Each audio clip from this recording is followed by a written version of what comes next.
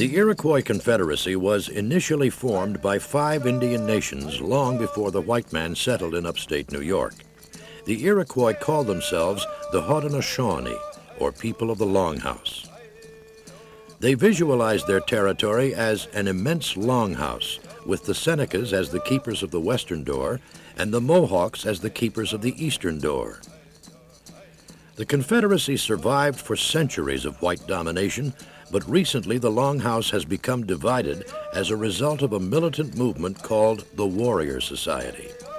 This program examines how the warriors have affected 2 Mohawk reservations, Akwesasne on the New York-Canadian border and Ganawage, which is right across from Montreal on the St. Lawrence River.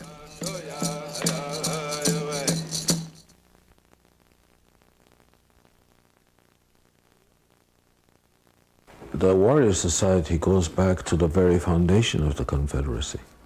The men of the community are warriors, defending the land. If arms are taken up against our people and threaten the rights of our people, threaten the survivability of our people, then we have to defend them. My job is to protect my people, and if I have to, that's what I'll do. A warrior is usually a male, now even female, persons who defend the nation. Having them present has eliminated in total invasion. On September 18, 1990, 100 Canadian Army troops, aided by the Quebec Provincial Police, invaded the Ganawage Reservation by helicopter. They went to an island on the St. Lawrence River to search for hidden weapons, but some Mohawks claimed that the Army was there to plant weapons. Residents reacted angrily to this invasion of their sovereign land.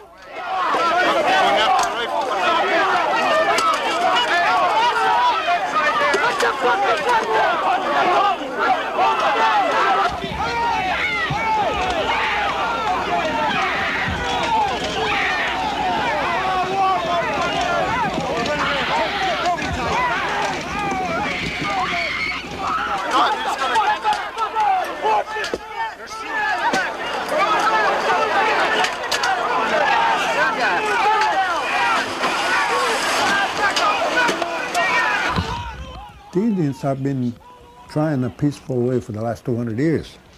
Nothing could be more peaceful than the way they've been doing it. But it doesn't work. This peaceful way doesn't work. Louis Hall has been described as the philosopher of the Warrior Society. Hall is 73 years old and lives in Ganawage, the Mohawk reservation directly across from the island of Montreal. Ganawage encompasses an area of over 13,000 acres and has a population of about 6,600. Canada's Department of Indian Affairs provides Ganawage with over $20 million annually for health and community services, 3 elementary schools, and 1 high school. Even with all that aid, Mohawks here believe that they are part of an independent, sovereign nation, the nation of the Iroquois Confederacy. They base their sovereign status on treaties that were established with the white man hundreds of years ago. Louis Hall lives in a trailer at Ganawage, surrounded by his paintings which idealize the warrior movement. Hall has written what some call a manifesto. In it, he exhorts Indians throughout America to form a confederacy and fight to reclaim stolen territory. Hall thinks that all of the Indian nations should organize powerful warrior societies to act as an armed defensive force. You got to defend yourself, no matter which way, peacefully or with guns, but you got to defend yourself. There's no other way. If you don't, you're dead. Well, Louis Hall in his teachings, he put together a manifesto, and if our people followed that manifesto to the letter, it would be a disaster for our people. It would be leading them into slaughter. Some people, some of the chiefs in the Confederacy have broken away from the great law. See, it's a shame, you know. They have put the great law aside And they put another one in its place, the Handsome Lake Code. Handsome Lake was a spiritual leader who died in 1815 and was buried at the Onondaga Reservation near Syracuse. Louis Hall believes that Handsome Lake corrupted the Indian way of life and was strongly influenced by the Quakers. Some of the Iroquois Indians are still followers of the Handsome Lake tradition. We asked Jake Swamp, a traditional sub-chief at Akwesasne, to describe Handsome Lake's beliefs. Well, really, it's a moral code, you know, how to be a family person, how to keep your family together, not to give in to the vices. He was against gambling. He was against alcohol. And the fiddle music, it was only representing that when you dance to somebody else's tone, you're going to tend to forget your own. So his beliefs helped the Iroquois way of life to survive. Oh yeah, if it wasn't for that, we wouldn't be here anymore. I mean, we would have been gone a long time ago. By 1800, we would have been gone. Chief Leon Shenandoah of the Onondaga Nation agrees with Jake Swamp about the importance of Handsome Lake. Shenandoah has the title of Tadadaho, which makes him the president of the Iroquois Confederacy. There is no such word as warriors in our language. So there's not supposed to be any such, and the reason why it was formed was to have leaders that would have a good mind. But these warriors are, I don't know where they got the idea, but, and then they're following Louis Hall. Louis Hall, I'm afraid he's a sick man. What those chiefs did was treason. They took aside the Iroquois Constitution. They put the Handsome Lake Code in its place. You do that anywhere, you'll be executed, I said. Those chiefs would be executed if they did that any place else. The rhetoric of the warrior society has sent ripples throughout the Iroquois Confederacy.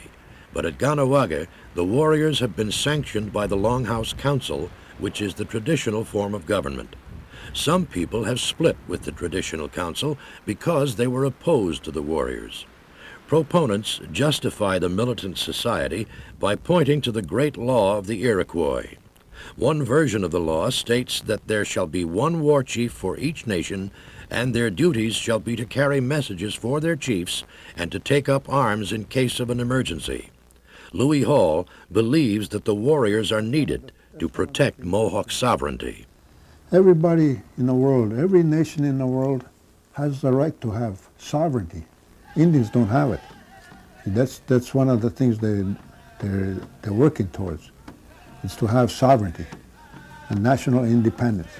The issue of Indian sovereignty crystallized for Canada in 1990 when the town of Oka made plans to expand a golf course onto land that was considered sacred by the Mohawks. Oka is about 18 miles west of Montreal and directly adjacent to a Mohawk reservation called Ganasatake. In reaction to the planned expansion, Mohawk warriors and their families set up an armed roadblock at the entrance to the golf course. 4 months later, on July 11, 1990, the provincial police of Quebec moved in on the encampment.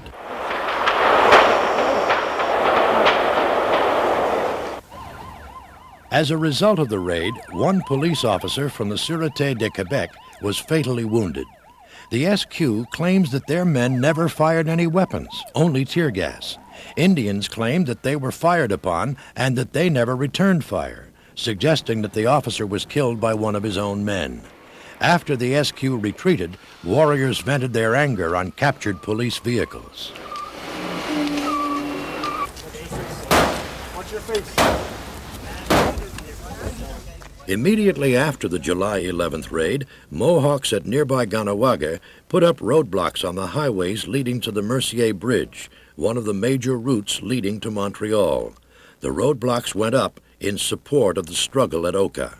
Once those barriers went up, our barriers internally disappeared. Our mental barriers disappeared. Joseph Norton is the chief of the elected council. a form of government which was imposed on the Mohawks by Canada. In the past, the elected council has butted heads with the traditional Longhouse Council. Following the raid at Oka, Norton claims that most of the community united for a common cause. During or prior to July 11th, Warrior Society was a handful of people. I don't know how many, but from my observations, there weren't that many. When this issue came about, when there was a need to defend the territory, everybody became part of the defense of this community. The roadblocks leading to the Mercier Bridge were effective. For 70 days, some commuters were forced to drive an average of 6 hours each day. Angry white mobs burnt effigies of Indians and battled with provincial police.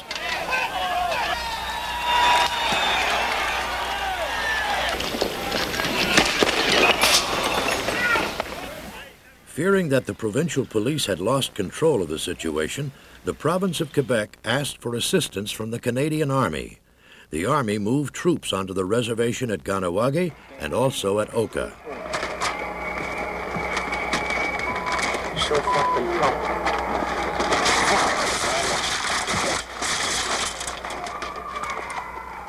That gun now, we'll go for it. I'll kick the piss out of you, boy. I'll show you what a man is like. Some residents at Ganawagi feared a violent showdown with the Army and began to evacuate. On one occasion, a caravan of Indians leaving the reservation was stoned by white residents from surrounding communities. The Solidarity Chateauguay and also another group which sprung up during the summer was Solidarity La Salle were very active in anti-Mohawk demonstrations outside of the barricades.